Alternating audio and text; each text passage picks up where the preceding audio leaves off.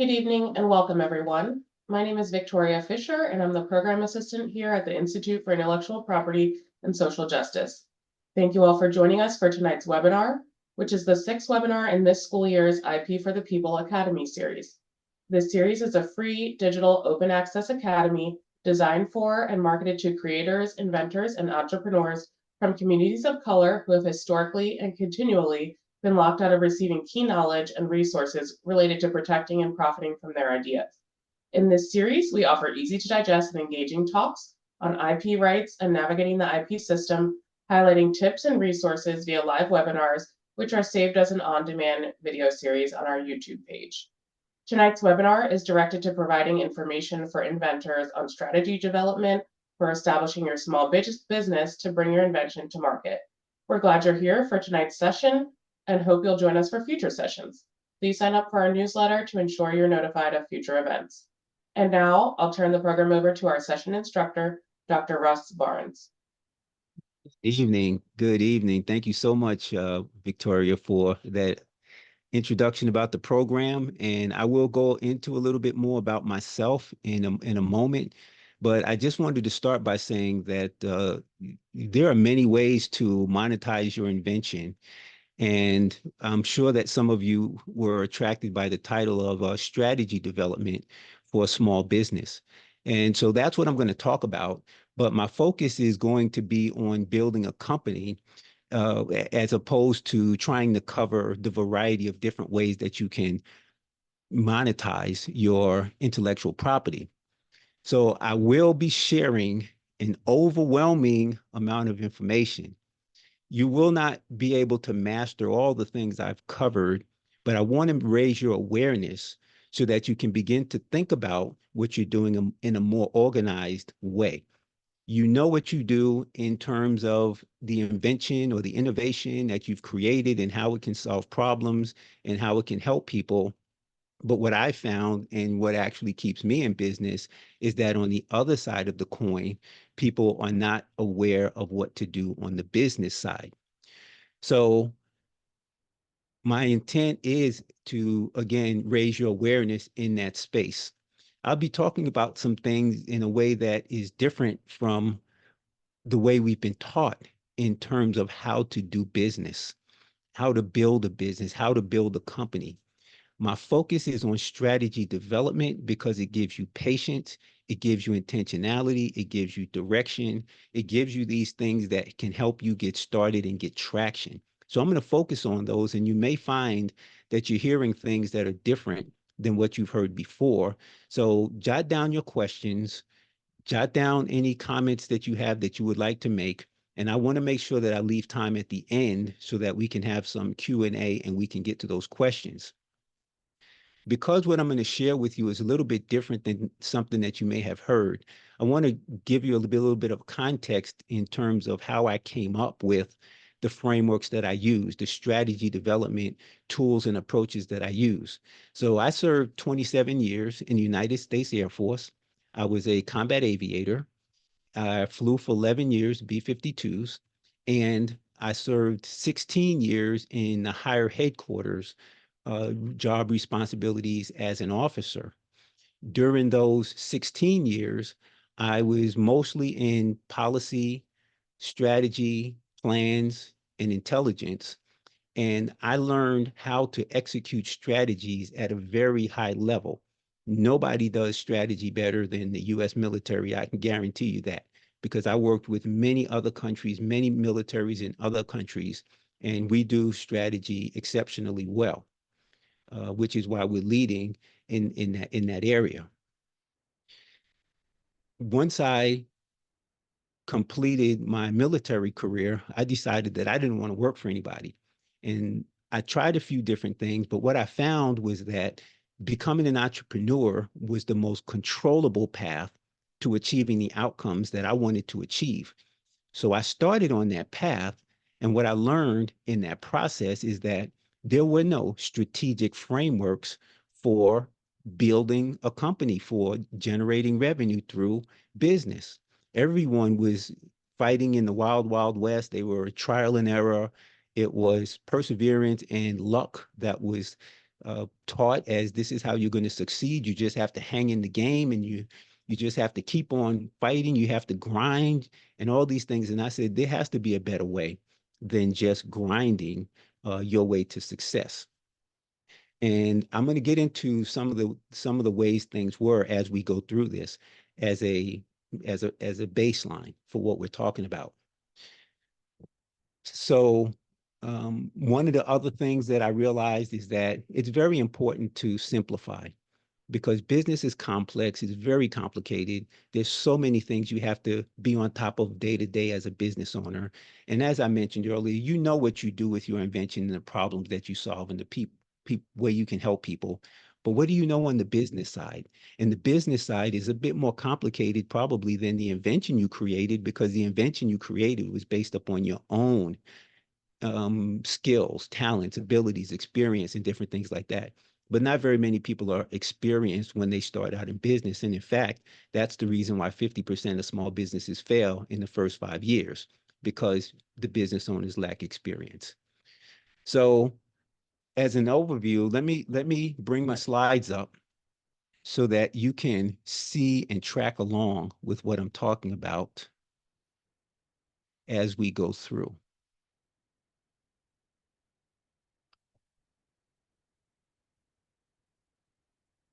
So again, we're talking about taking your invention and how you can think it through to become an entrepreneur. And so the focus is on strategy development for turning your investment, your invention into revenue. I'm going to start by what we're really talking about. I know that some of you have been through previous webinars with the IIPSJ, social justice, and you've seen some of the attorneys talk about the intellectual property and the legal aspects of intellectual property and the protection and the enforcement aspects of intellectual property. They've even talked about the entrepreneurial implications of intellectual property. But what we're going to talk about is the business approach. And I am not an attorney. I do have my PhD in organization development. I did my dissertation on organization design for small business. I studied 70 business owners in that went from 0 to $100 million in annual revenue, and I focused on the pre-profitability stage.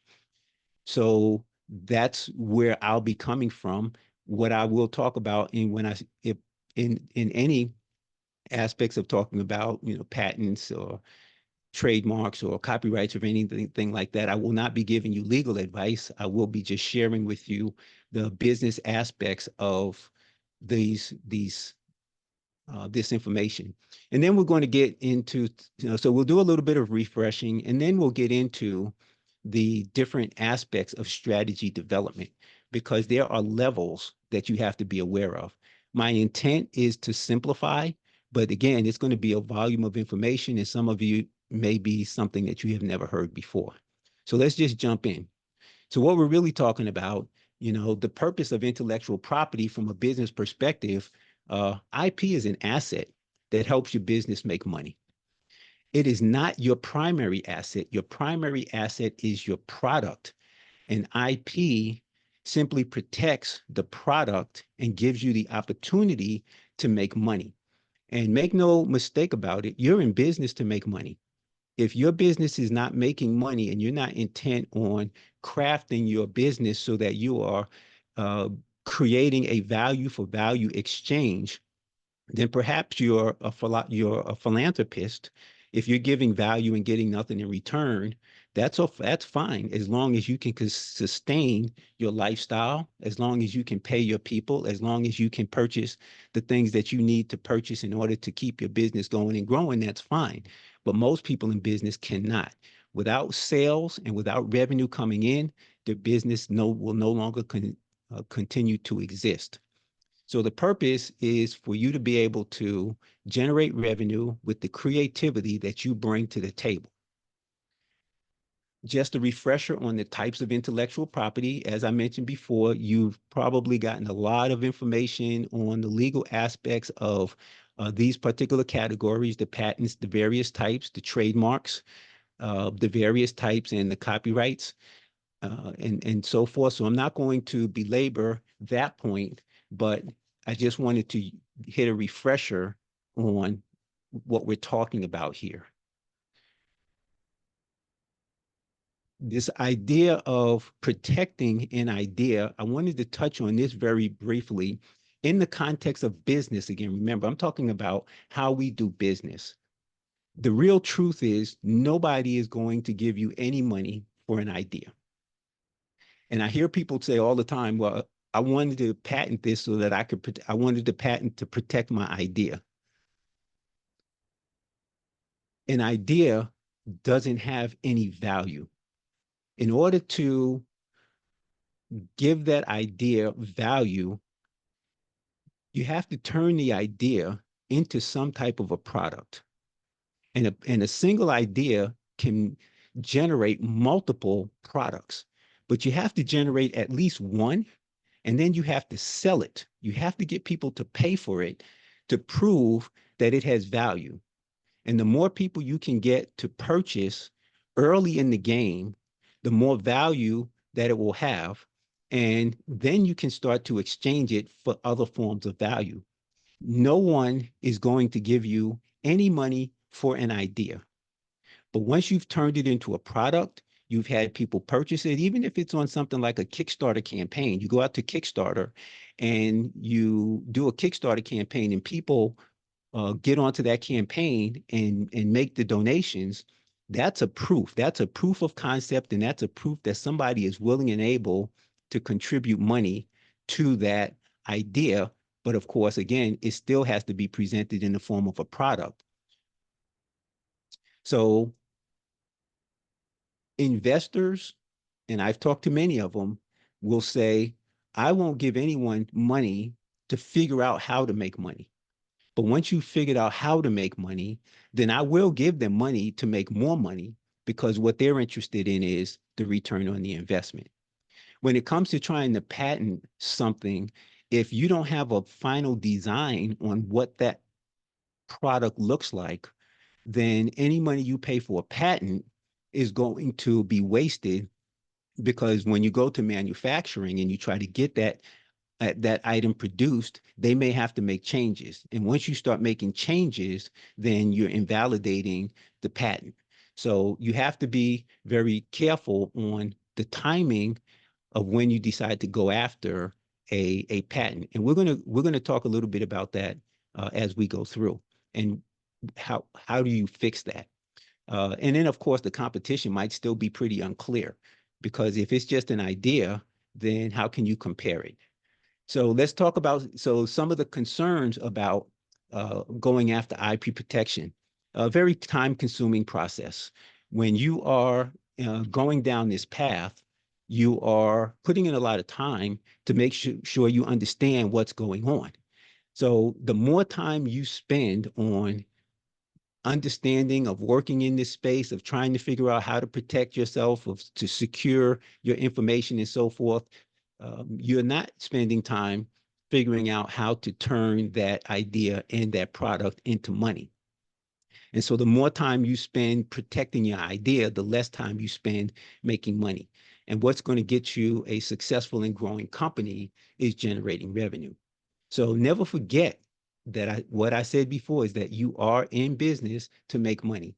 So you want to make sure that you are pursuing the patent or the trademark or copyright at the right time. And we're going to talk about order. We're going to talk about sequence. We're going to talk about flow as we go through this process. We want to make sure that it's a wise business decision when you are going for that patent. So are you getting that patent because somebody you need that patent in order to get investors money? Are you getting that patent because you have gotten to the point where you're beginning to spread and grow and generate revenue, all these types of things? So you have to make sure that it's a wise business decision. Some people get it just because it's cool to have, and that's fine. If you have the money to do that, that's okay. But it's a lot of money to pay to just have something that's cool to have and bragging rights that you have a patent. So just when we talk about business, keep in mind, we're in business to make money. That's the underlying thing here that we have to understand. You also need to realize that just because you have a patent doesn't mean that you are automatically protected in any and all circumstances. If someone infringes on your patent, you will have to defend it. And that costs money. When I talk about profitability, it's a very simple formula. It's no surprise that profit is income that exceeds your expenses. So if you are pouring money out the door and you don't have revenue to cover that money coming in, then you are having a negative impact on your profitability. So staying focused, staying purposeful about what you're trying to do. You have to make money to stay in business. And I'm keeping the hammer down on that. So don't get in the business of protecting your intellectual property. Leave that to the IP attorneys. You want to be in the business of making money. You want to be in the business of selling your product. You want to be in the business of solving problems for people with a solution for which they are willing and able to pay. That's where your focus and your emphasis needs to be. And so we're going to get into it and we're going to talk about how you actually do that. So again, some of the recommendations just from the intro here is understanding what it is you're protecting. Many people make the decision based on fear because they say, I have this great idea, somebody's going to steal it, they're going to get to market before I get to market, and I'm not going to be able to generate all the money that I believe that this idea can generate.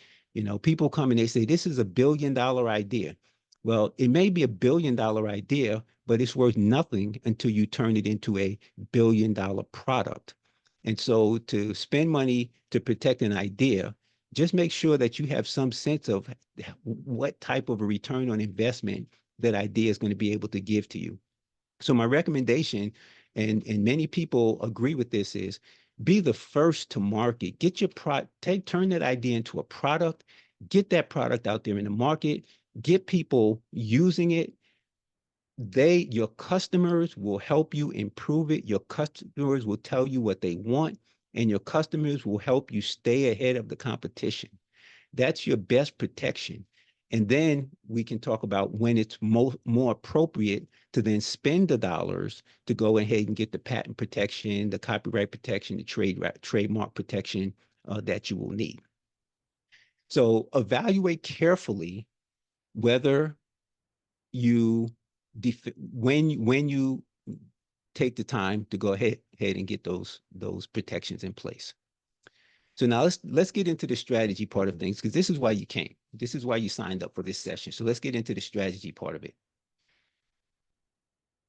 I'm going to talk about 3 different levels of strategy, and I had this slide up earlier. The strategic level of strategy development, a very high level of strategy development. I'm going to talk about an operational level of strategy development, and then I'm going to talk about a tactical level of strategy development. Before we actually jump into that too, let's talk a little bit about the definition of strategy. So I'm very much into simplification. If you can't simplify it, you're going to become rapidly overwhelmed in trying to build a company. So I use a very simple definition of strategy, and it's this, if you want to take a moment to write it down. It's how do you get from where you are to where you want to be? Strategy is how you get from where you are to where you want to be. And there's 3 components in that definition. There's, and this is how you execute the definition in action. It's where you are. You have to understand that. You have to determine where you want to be. And the better you can quantify where you want to be, the easier it will be for you to measure the 3rd component, which is how do you connect the dots? How do you get from where you are to where you want to be? What are the steps? What are the components? What is involved with getting from where you are to where you want to be? And so that's very easily executable. And if you take nothing else away from this webinar, take away that definition of strategy, how to get from where you are to where you want to be. So with that definition in mind, we can talk about the four components that were on the screen: the business model, business development, business plan, and business structure. Unfortunately, we are taught to do business in the wrong order. Many of you have been told that the first thing you need to do when you are starting a business is you need to register it as an entity. Here in Florida, we go on Sunbiz, the Secretary of State, and you can register your business, get a registered agent, get an agent, and you can do that stuff online. It doesn't cost you a whole lot of money. You can also have somebody do that on your behalf. But they say the first thing you do is get your LLC or your S corporation. It legitimizes you as a business. It makes you feel good that you're in business and you can brag about being in business. But a business structure is for the purpose of protecting assets and taking tax advantages. So the majority of the businesses that you see on Sunbiz anyway, 80% of them are inactive businesses because this is the first thing that someone did before they ever did anything else. The next thing they tell you to do is to write your business plan. And with your business plan, you should be able to treat it as a living document. And in that way, you can sort of project what you're doing with your business. But anybody who's written a business plan knows that it's a fairly static document. There's no real progression in it. It tells you who your management team is. It tells you what your product or your service is. It tells you what the market size is. It tells you what your pro forma is and what your projections for revenue out into the future are. But if you haven't sold anything and you haven't built a team and you really don't have a clear picture of the market, it's pretty difficult to write a business plan. So then the next thing they tell you is for you to go do some business development. Many people join a networking group so that they can get referrals for their business, or they'll hire a marketing company so that the marketing company can market their business. But if you haven't sold anything yet, you don't have any customers, you don't know what the market really looks like yet, how can any of those things help you? How can you stand up in a networking group and give a 30-second commercial when you don't really know what your product or your service is and nobody's bought from you yet and all those different things? So this is what's typical, and people will do these three things for a couple of years and they get frustrated and then they'll quit. And that's how businesses fail very rapidly, because there's one key thing that no one has been talking about until recently. I've started to hear more people talking about the business model. And the business model is simply, how do you connect your product to your customers? I have a simple business model formula, and it is your most profitable product plus your most profitable customer equals an income generating activity. MPP plus MPC equals IGA. Just a basic, simple formula. If you starting out in business, focus on that basic, simple formula, then eventually, and probably fairly quickly, you will begin to narrow the people who will buy from you, and you'll be able to begin to generate revenue. So the business model is key. So the right way to do it would be, if you focus first on the business model and you figure out how you're going to make money, then you can start to spend money to make more money, because you'll know who you're talking to. You'll know what you want to say to them. You'll know how to put together a advertising or a promotion or boost your posts on social media and what goes on your website. You'll have all that information because you know who you're talking to. If you continue to work on a business model and you're working on a written sales process, and that written sales process isn't working for you, save yourself a lot of money. Because if you haven't figured out how to make money, then there's no sense in spending more money moving forward. But once you have your business model and you figured out how to make money and you've gotten maybe a few people to buy from you, and it doesn't matter if it's $200 or $500, when somebody buys from you, it's a vote that the solution that you're providing to their painful and urgent problem is something that they are willing and able to pay for. Willing and able to pay for is key, because people most often buy what they want above what they need. I tell you, I need glasses. I don't want them. So you don't see me wearing them. So people will buy what they want. And once you have a good sense of the community of people who want to buy what you sell, now you can move forward to the next stage, which is getting to the business development, which of course again is sales. Now you can start telling people, this is who buys from me. If you can help me find more people like this, then I can grow my company. I can grow my business. Then people have an image in their head of who you want to help. And now they can, in their daily activities, run across those people and say, oh, I see that problem that you have, and I know exactly who you need to call. Now your business development is more effective. Now, once you have your business development, you're generating sales, you can then sit down and write a very effective business plan, because now you know who your vendors and suppliers are. You probably have a team that's working with you. Maybe you have a partnership, or maybe you just have 1099s, or maybe you're outsourcing, but you have a sense of who's helping you to do your business. You can project. And even if you say, hey, you know what, last year I made $500. Next year I expect to make $2,000. And then the year after that, I expect to make $5,000. Even if it's small numbers, you can then give something that's realistic based upon real numbers. And the beauty to that is that once you know what your numbers look like, then you can figure out, how do I increase and accelerate those numbers? So where you might do 500 the first year, you might do 10,000 the second year, and then you might do 50,000 in the third year. So you can begin to look at your financial statements and where your most money is coming in from, and then you can begin to make decisions that are going to help you make more money. Now, once you have your business plan and you have your ability to generate that money, you can then take that and you can go to a bank, you can go to an investor, and now they can see how you are able to pay for the interest or give them a return on investment. They can see what that looks like. So now they know that you know how to make money. So now they're willing to contribute to your program to help you make more money. And that's where that phrase comes from. And so now we get back to now the business structure. Now you have assets to protect. Now you have taxes that you need to pay. And you can now look at tax avoidance strategies, tax strategies, those kind of things.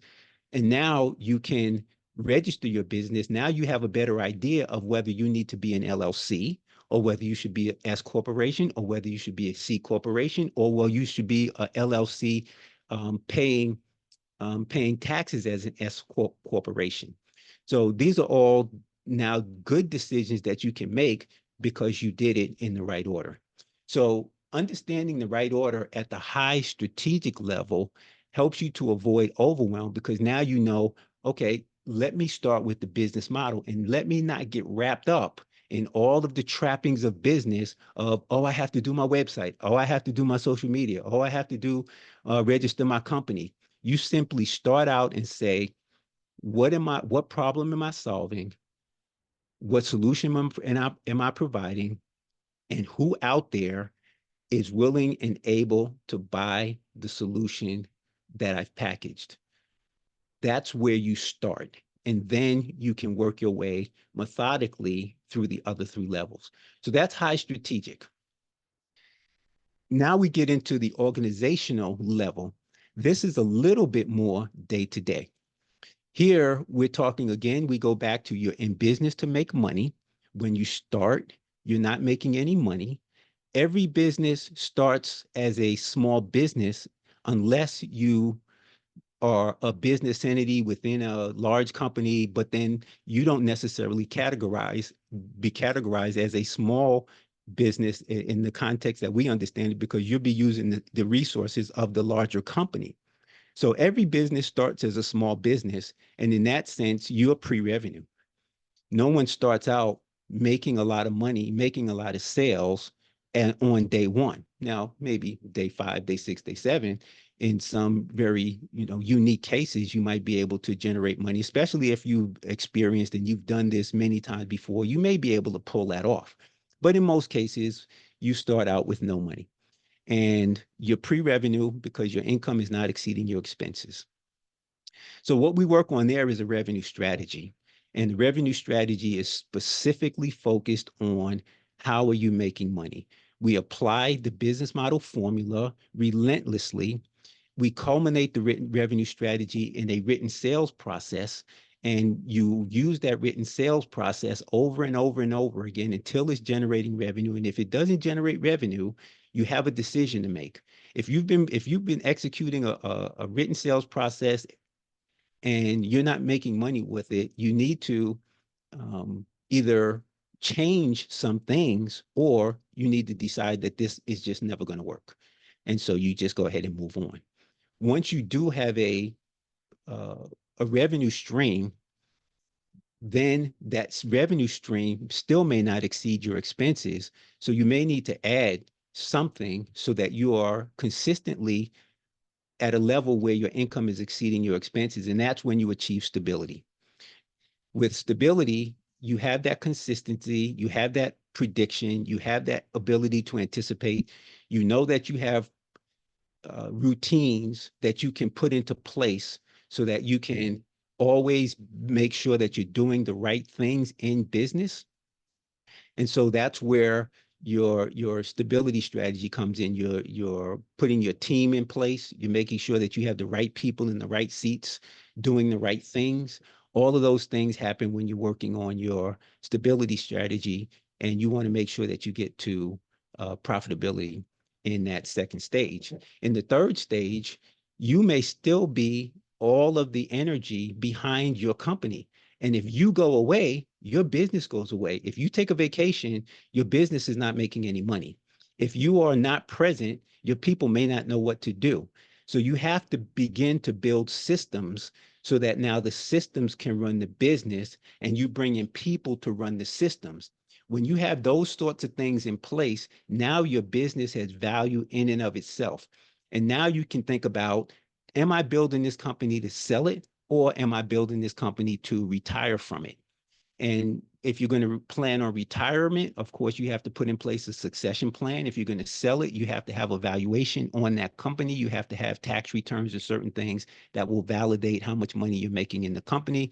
So then somebody can come in and figure out how much they're going to pay you for that company. So you want to work on those things in the third level, and that will make you exit ready. So we have a strategy and approach for being able to make that happen. And in the final stage of the organizational strategy development, you want to look at divestment. Now, if you decided that you want to sell, you're not ready to sell yet, and you want to continue to work this business. If you made a decision to retirement, you're not ready to retire yet. So you still have to make sure that your business is growing and that is sustaining itself, that you are maintaining and growing the valuation of that company. And all of these things have to happen, and you have to have a strategy in order to be able to work on that. So this is where you want to have the right sequence. So we talked about the initial, where it was the right order. We're doing things in the right order. Now we're talking about the right sequence. And what this does is it gives you focus, because when you start out, you want to focus on the revenue strategy. I see too many business owners who come in and they're focused on the sale. Okay, I have to do these things if I can sell my company. Well, what you really have to do is get your company making money. So focus on that first, and then you graduate into the stability strategy, and then you advance into the systemization strategy. And now you become less overwhelmed because you're doing things in the right sequence. And now finally, we get to the tactical. So these are some of the things. Let me go back. I should have went to the slide, but operational strategy development. The revenue strategy, again, I talked about the written sales process. You're focusing on capability development. You're doing a lot of market research. You're getting well grounded in how your business makes money. In stability strategy, you're working on capability acceleration in operations. You're working on mass marketing. You might want to put together a board of advisors. And this is where you're working on how you can make sure that your business is functioning effectively. Stage one is, how are you making money? Stage two is, how are you functioning? In stage three, you want to make sure that the business is running itself. So again, you're now expanding your capacity. In the beginning stage, you want to expand your capability. In this one, you want to expand your capacity so that you can serve more people. And so you're focusing in on, again, your structures and your systems and your processes. In the final stage, as I mentioned, you either going to sell or retire. You're creating culture in your company. You're making sure you're continuously improving. And these are the sorts of things that you do in the operational strategy development. So if you're doing things in stage 2, 3, or 4, and you haven't really nailed down how you're making money, you need to set those things aside and focus in on the things that are going to get you making money. Then you'll have the money to hire the people who help you through stage 2, 3, and 4. And then finally, the tactical strategy development. I'm going to go through this pretty quickly and just talk about three stages at the tactical level. And this is more of what you're doing on a day-to-day basis. And you're going to see that this is fairly more complex in terms of the activities. Just a little bit more activities on your plate when you're working at the tactical level, which is, what we do from day to day. So you're starting out in the first stage, we're talking about the conception. And I talked earlier about solving a painful and urgent problem. People will pay to solve a painful and urgent problem. Just think about the dentist. If you have a toothache, you're not going to argue too much with what the dentist is going to do, what the dentist is going to charge. You just want that pain relieved. And there are all kinds of pain. I like to recommend people to play what I call the pain game. Just look around at all the things that exist and ask yourself, what pain existed that made somebody think of this solution? Why do chairs exist? Why do tables exist? Why do dishes exist? Why do lights exist? There was always something that compels somebody to say, that's a problem. I'm going to fix that problem. Over time, of course, technology has accelerated, information flow has accelerated.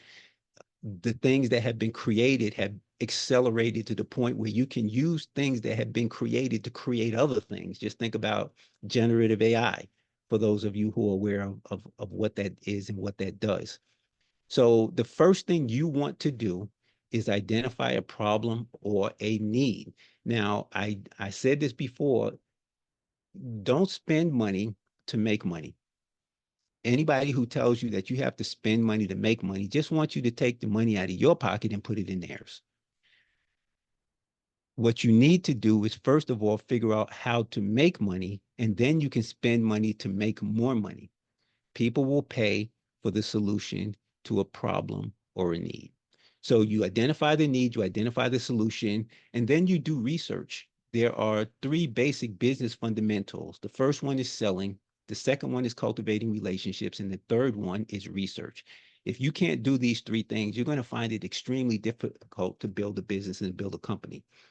Then you get into your designs, you get into your product advantages. What is going to give you an advantage in the market? I had a guy that I worked with, and he created an app, a networking app, and it was a great app, but he couldn't sell it, and people wouldn't use his app. And when we sat down and had the conversation, what I quickly realized is that his app was great, but it wasn't a significant enough difference in terms of value that someone was willing to switch from what they were already doing over to his app.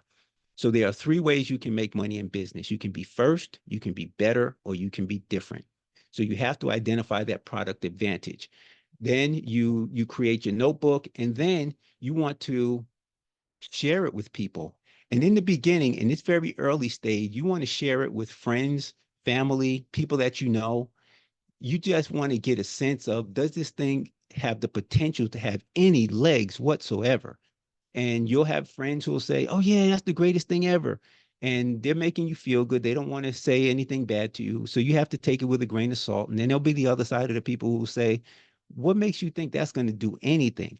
And at this stage of the game, you simply want to take in all of the opinions and the perspectives and the comments and just sort of absorb them and it'll give you the things that you need to think about before you move on to the next level. If you lose confidence in your idea based on what people are telling you, then maybe it's not such a great idea. And if you do that even before you turn it into a product, then you want to bail out at this point before you've even spent a dime. So you haven't spent any money. You can do all of these things without having spent any money. And you can see how there is a mix of product development and market development tasks that you do in the conception phase. So this is the conception. The next phase at the tactical strategy level is the research and development. And now you're really beginning to dig into the viability of that product or service that you are beginning to offer. Again, there's a mix of product organization development in this space, market development in this space, but you begin to look at these things now. We're talking about the business implications of intellectual property. And you see that on this one, the second stage is where you start to look at your first intellectual property concern. And that is a provisional patent. Now, we talked about you have utility patents, your design patents. Those things can run you thousands of dollars. But if you haven't perfected your product or your invention to a point that's suitable enough for you to manufacture it, then you may not want to spend the money on the design patent yet, or even the utility patent yet. So you can put in place a provisional patent that'll cost you a few $100s, and now you can put patent pending on your invention, and then you can move on to the next level. So then you see all of the different other aspects of things. The proof of concept is huge. Are you able to get people to understand the proof of concept? So then we can go through a variety of things. On the first slide, you saw conduct a focus group. On the second slide, conduct an external focus group. Now, you will have spent some money here, but you would not have spent a significant amount of money by this point in time. And again, if you get to the end of this stage and you say, you lose confidence in what it is that you think that this product can do based on your idea, now you can bail out. And again, you have saved yourself significant money. Now, when we get into the third space, now we want to start talking to people about it. You had that external focus group and people gave you confidence and said, yes, I consider a Kickstarter campaign to be an external focus group. It's a proof of concept. If people are willing to kick money into your Kickstarter campaign, especially in the amounts that you've asked for, now you can have a confidence boost that this thing actually is going to have some legs. So now you want to start putting your product into a visual and doing the things that you can connect and communicate with people.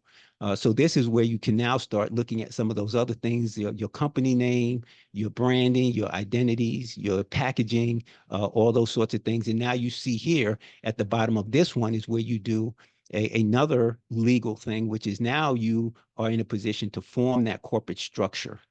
And then you want to, again, get it out to people, talk to people. How do people know that of what you have to sell? And if you can't get enough people who are interested in purchasing, again, here's another place where you can bail out. Now, once you have all that stuff in place, now here's where it starts to get really expensive, because now you're beginning to share this product based on this idea with people who are going to need to know the internal workings of what it is that you have. And when people can see the internal workings of what you have, then guess what? They can copy it, they can duplicate it, and then they can go out there and be competitors for you. So even though you have your provisional patent in place, that gives you some protection, and maybe you're using a non-disclosure agreement to get some protection. But now that you're getting this thing out and you may be sending it to a manufacturer, now you may want to start the process of actually patenting it. And again, you're going to put some money into it. But at this point, you may have had enough sales that you can use that money to go ahead and pay for the patent paperwork that you need to pay for in this space. Then you go through with the other things in the business that you need to do, getting down to your price structures, your cost of goods, your shipping, all of those things that are in this part. And then the final part of it again now is your actual product launch. Now you've got your intellectual property things. In this previous stage, you'll have worked on your trademark, your copyrights, and all those things as you build your website, as you build your social media campaign and all those different things. You'll want to put all those things together in the previous stage. And then this one is when you launch. And so now you get into a series of strategies in terms of how you're going to get people to make the purchase. Are you going to do a direct sales? Are you going to do indirect sales? What types of advertising strategies can you put in place? You can set up a pre-order strategy so that you can get money coming in to help you with the manufacturing. Of course, you know, many of you are familiar with Elon Musk, and when he did Tesla, he had a very significant pre-order strategy where people paid $100,000 a copy for a car that didn't even come available to them for the next 2 years. So these are a variety of different things that you can do.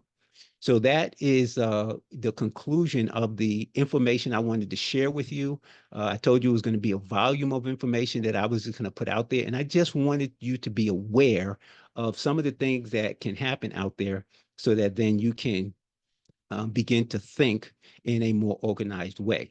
So as a quick recap, the first thing you want to do is you want to test your invention for earning. Can this thing make money? You really don't want to pass go because you're not going to collect $200 if you haven't tested it to make sure that this thing can make money. Damon John, when he started his company, and some of you are familiar with Damon John, he's one of the sharks on Shark Tank. He started making hats, and his mother taught him how to sew. He sewed the hats. He sold them out of the back of his trunk at Nassau Coliseum on Long Island. And when he had people buying, then he added more products. He learned how to sew different things, and he was off and running. But he proved that he could sell something before he started to put in more money to grow that company. Eventually, his mother did mortgage the home so that he could continue to grow his company. But by then, he knew he could make money. You want to make sure that you have a good prototype so that people will know what it is that you can put together and what you can do, how it functions, how it operates. This is something that, again, you can put into some type of a crowdfunding campaign. And so that's the next one. You want to be able to sell it. You want to look at a provisional patent before you start putting in the more expensive money for the design or the utility patent. And then you want to make sure that you have some NDAs in place for those situations and where you might need those.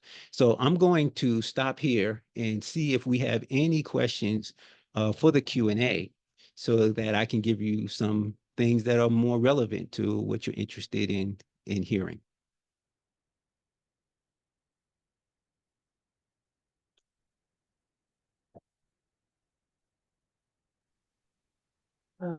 Russ, right now, it doesn't look like we have any questions in the chat.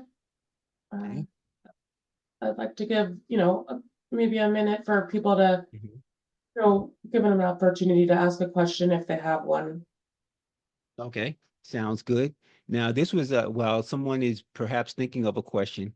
Now, this was a lot of information that I put out, and I wanted to share it. I wanted you to see all of it in just the context. Now, you can go back and watch this video and maybe pull out some details and look at some of the things, but I wanted to go through it very quickly at a high level so you could see the complexity of it. I want it to be simple, because if it's simple, then you can take action. And if you just focus on your business model as a start, and you look at that across the strategic, the operational, and the tactical level, you can see that there's a connection.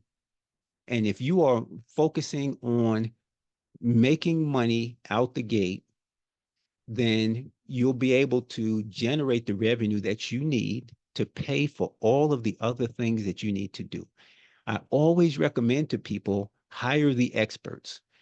If you take time to build your own website, number one, it's not going to be as good as it could be. It may not speak effectively to the people that you need it to speak to. It will probably take longer, and it won't rise to the level of visibility that it would if you had a professional working on it. So, you work on making money, then you take that money and you pay that professional whatever it is that they need to be paid or whatever it is that they're asking you to be paid, so that then you get the best product available. And the same thing goes for your protection, your IP protection. You want to make sure that you focus on making money. You hire the attorneys who are experts in that space, and you pay them what they need to be paid to do the best work for you. I always say, don't go cheap. If you if you go cheap, you're likely going to get what you pay for. So make sure that you are hiring the best that you can hire. But one of the rules that I have is I never generate an expense until I can match it with a revenue or an income to cover it. My belief is that every business should be self-sustaining. Growth, however, sucks cash. So if you want to grow fast, you will need to go and take loans. You will need to go and talk to investors. But if you have the money in terms of revenue coming in to cover and service those expenses, then number one, you're more likely to get the money. And number two, you'll be able to grow the way you want to grow, so that then you'll be able to provide those returns on investment and pay back the bank loans. Thank you, Russ. It does look like we have a question in the chat now. The question is, what if your idea is a disruptor? How do you protect yourself from the larger companies that you're disrupting? That is an excellent question, because again, you want, as you are um, working on this idea and turning it into a product, you want to keep it to a very small circle. And there are some incubators and accelerators and collaborative centers that you can go to. Kaufman Foundation has a program called 1 Million Cups, and 1 Million Cups meets everywhere in the country at 9 a.m. So I'm here in Tampa, Florida, at the Entrepreneur Collaborative Center in Tampa, Florida. There's the 1 Million Cups at 9 a.m. on Wednesday morning. In St. Petersburg, which is not too far from here, at the Greenhouse, there's a 1 Million Cups at 9 a.m. on Wednesday morning. Here's places where you can share your thoughts, share your concept, get feedback from people to not only get some comments back, but they may be able to connect you with people who can help you to move forward. I recommend that early on you do have conversations with attorneys about your idea and get their perspective on what types of protections you can put in place. And I mentioned the non-disclosure agreement. You could have a provisional patent in place if you need that. There are things that you can do to protect that idea while you are in process of turning it into a product. But don't hold back. Don't hide it under a bushel, because if you do that, you're never going to go anywhere with it. You have to share it. So you share it with a close circle of people.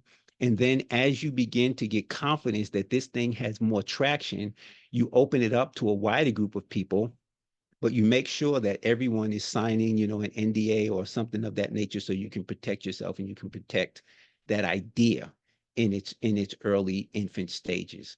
And then once you start to get the product put together, and now you can demonstrate what it does, make sure you don't show anyone the inner workings of it, how it functions and how it operates. That's a trade secret, and you need to protect that. Then you can continue to grow. I hope that answers the question. Just proceed with caution and get advice from people who can help you protect. Thank you, Russ. And we have a comment in the chat that thank you so much. That was really helpful. Outstanding.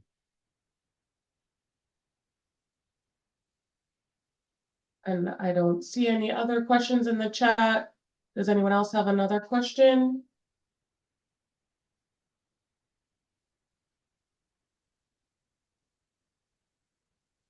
Okay. If there are no more questions, then I think we can conclude the webinar. I really want to thank you, Russ, for being so informative tonight and serving as a guest lecturer for IP4P provided by the Institute for Intellectual Property and Social Justice. I definitely learned something new, and I really hope that everyone in the audience did too. Fortunately, this was all recorded, and we'll be sharing this on our YouTube page. And we'll be sending an email out to everyone once that's uploaded. We also hope that everyone will subscribe to our newsletter so that you can be informed of future events, including the next sessions in this webinar series. So thank you again to Russ, our wonderful speaker, and to everyone who participated tonight. And I hope you all have a wonderful evening. Thanks.